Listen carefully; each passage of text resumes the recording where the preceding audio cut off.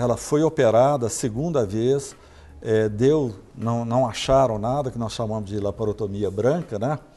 Fecharam e ela procurou um ex-professor nosso, e o ex-professor fez o diagnóstico que seria uma tuberculose intestinal.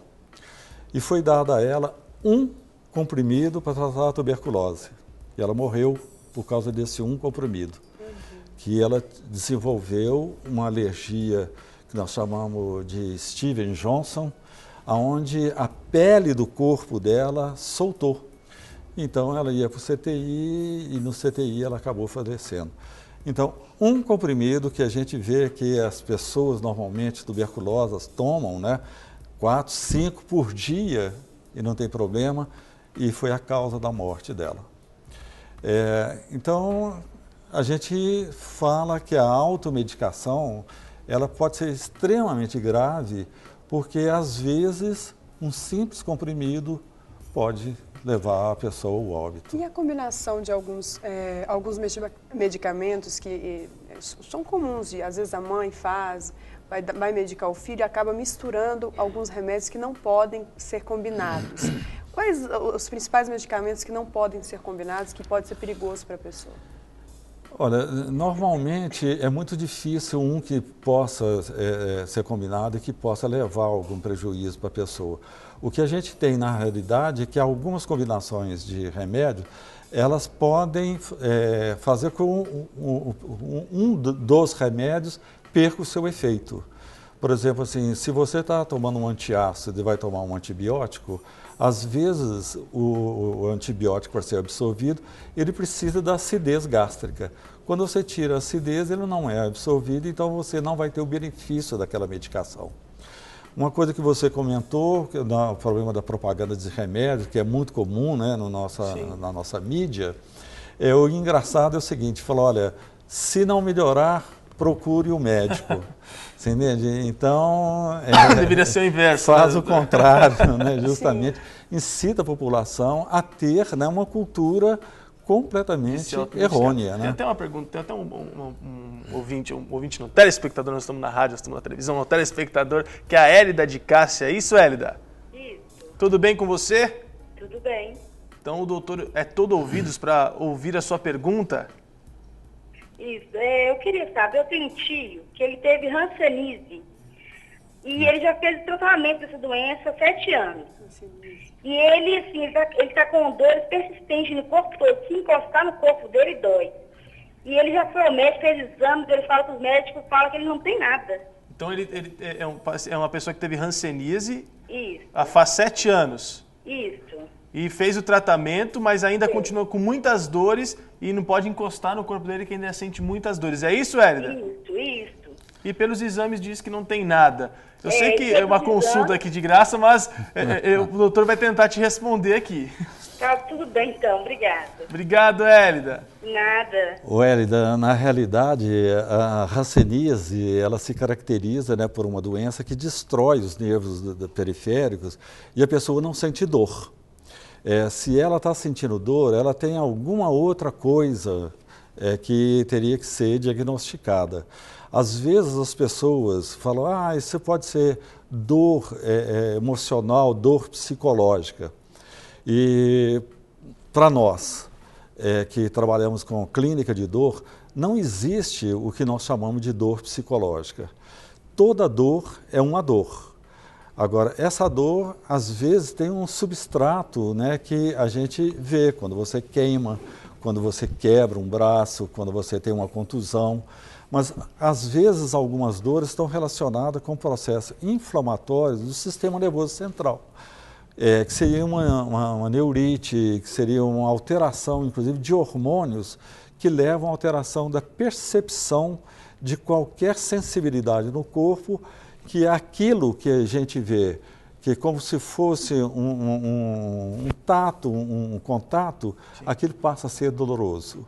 Mas no fundo a pessoa sente aquilo como dor e a gente tem que tratar e interpretar aquilo como dor. Reflexo de alguma coisa que está errada no organismo da pessoa. Então, Hélida, é legal você procurar realmente um outro médico, uma segunda opinião e procurar saber. Aí eu faço essa pergunta para o tio da Hélida, no caso, qual que seria o especialista indicado para ele procurar? Ela pode procurar um neurologista, pode procurar um clínico, pode procurar um clínico de dor. Que seria o que vai diagnosticar. Agora, uma outra pergunta, doutor, é a questão desse estresse, a incapacidade emocional que a gente vai adquirindo durante os anos e fica estressado, e isso reflete em diversas dores. E aí, o pessoal diz que vai no hospital e virou moda o pessoal dizer, você está estressado, você precisa relaxar, ou senão você está com uma virose ou com um vírus. Eu queria que você falasse um pouco sobre esse vilão que é o estresse. O estresse realmente ele pode trazer diversos malefícios, como diversas dores no corpo? Essa ansiedade pode trazer diversos malefícios também? Olha, na realidade, a gente sabe que nós temos duas vertentes para o sofrimento da humanidade. Você sabe quais são essas vertentes? Nem imagino. Nem imagino. Imagino que uma seja o Atlético. E a outra Cruzeiro. Na realidade, eles brincam, falam o seguinte, que uma das vertentes seria o problema da ganância, que as pessoas nunca estão satisfeitas com aquilo que elas têm e elas estão sempre querendo mais e mais, e nesse mais e mais elas acabam se estressando. O estresse leva a uma baixa de resistência, a baixa de resistência leva à doença, leva ao sofrimento e leva inclusive à morte. Então a gente sabe que o estresse é uma das grandes causas de doença, porque altera toda a economia da pessoa, muda a pessoa hormonalmente, levando a uma baixa de resistência, proporcionando o aparecimento da doença. Agora, qual é a segunda vertente do sofrimento da humanidade? Você sabe, Luciana? Segunda vertente? Não. É o pecado original, aonde a Eva teria desrespeitado os mandamentos de Deus, acabou pecando e todos nós hoje padecemos por culpa das mulheres. Olha só, a culpa é nossa. Foi um prazer ter a Luciana aqui com a gente. Adão também tem culpa, tá, gente? Não tem, não. Porque aí chegou as dores que nós sentimos, né, doutor? Exatamente. A dor entrou no mundo, né? A famosa dor de cotovelo. Exato. Isso aí tem que ter cura para ela também. Agora, né, doutor, para finalizar, a gente está aqui tanto falando sobre a importância de se procurar um médico, de não se automedicar, mas a gente sabe que hoje em dia, muitos momentos você vai ao pronto-socorro, os médicos também não estão tão preparados assim. Eles, às vezes, ficam impacientes e já querem te chutar logo do consultório. Então, há uma mentalidade também, eu estou falando de modo geral, não são todos, mas há uma mentalidade seguinte, qualquer dorzinha, a pessoa vai ao hospital e aí, às vezes, o pronto atendimento acaba ficando cheio. Como agir, proceder numa situação dessa? Porque muitas pessoas deixam de ir no hospital justamente por isso. O médico vai falar, vai me dar qualquer coisa para eu sair do consultório e pronto, e resolver o meu problema. A gente realmente tem que procurar, qualquer dor que a gente sente, a gente tem que procurar um médico? Luciana, na realidade, eu tenho feito uma denúncia, o seguinte, de que a sociedade está doente. E os médicos pertencem à sociedade. Então, também a medicina está doente. É engraçado a gente fazer essa colocação e fazer essa acusação, porque, na realidade, eu não acredito em medicina de massa. Porque eu acho que o médico, na sua acepção da palavra, ele deveria ser um cuidador. E o médico, ele deveria escutar o paciente, ele deveria examinar o paciente. Uma consulta, em média, deveria durar de 1 hora a 1h30. Com o problema da interveniência dos convênios junto à classe médica e à população de um modo geral, os médicos eles estão atendendo o paciente em 5 minutos, 10 minutos. Então, às vezes, ele não consegue fazer o diagnóstico. Ele simplesmente ou pede um exame ou ele prescreve qualquer remédio e joga a bola para frente, você entende? Isso é uma coisa que a gente tem feito e tem procurado mostrar de que tanto a sociedade está exigindo da medicina uma coisa que a medicina não pode dar, como a medicina que está sendo feita atualmente é uma medicina que deixa a desejar.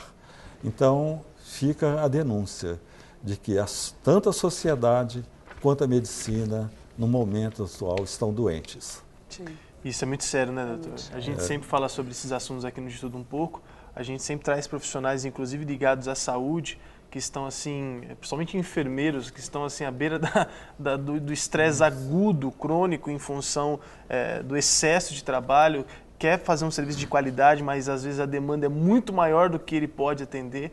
E a gente apela, mais uma vez, esse programa, aliás, é de conscientização mesmo, social. A gente apela cada dia mais para que as nossas autoridades resolvam esses problemas, principalmente a saúde.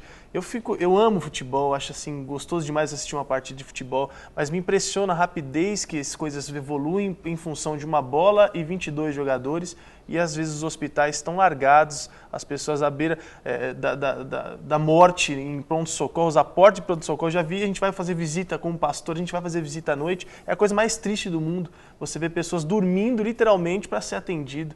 Isso é muito triste. Eu acho que a gente colabora, a gente inclusive assina embaixo dessa denúncia, viu, doutor? Exatamente. Não, e é uma coisa que eu acho que, por exemplo, assim, que vocês, né, que são formadores de opiniões, né, e que têm essa condição, despertar as pessoas de um modo geral, porque vão vir aí as eleições e a gente sabe que as promessas são as mesmas e é tudo batendo na mesma tecla de que seria a educação, a saúde, que seria o básico para a população, né?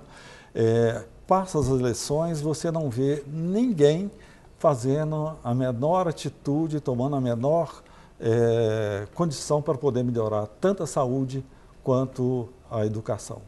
É um tema para ser muito discutido. Verdade. Bom, a gente quer te agradecer, doutor, desde já pela excelente contribuição que o senhor trouxe para a gente. É um tema muito, muito interessante, né? Para a gente falar sobre dores pequenas. Você que está sentindo pequenas dores aí, está durado mais que uma semana, vale a pena você procurar um médico. Mais uma vez, obrigado, viu, doutor? Nada, eu agradeço a oportunidade de estar com vocês. Mais uma vez, parabéns pelo programa. Obrigado. Obrigada, doutor.